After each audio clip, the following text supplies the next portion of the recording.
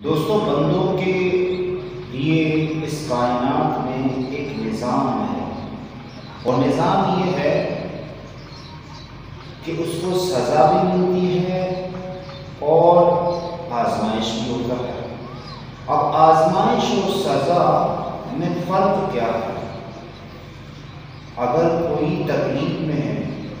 اللہ کا فرمانبردار ہونے کے باوجود، اللہ کے احکامات ہونے کے باوجود، تو پھر کیسے پتہ چلے گا اس کو کہ یہ جو حالات مجھ پر آئے ہیں یہ آزمائش ہے یا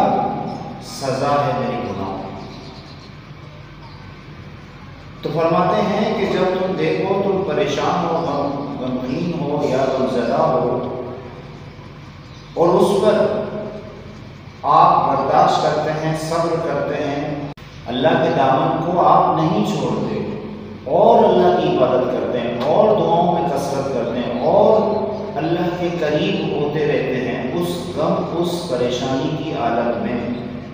تو سمجھو یہ آپ کی طرف، اللہ کی طرف سے ایک آزمائش ہے آپ کے لیے، اور عنقریب آپ کو بہترین اللہ نعمت عطا فرمانے والا ہے۔ لیکن اگر اس حال میں، اس حالت میں آپ اپنے رب سے دور ہو جاتے ہو، اپنے اللہ سے دور ہو جاتے ہو،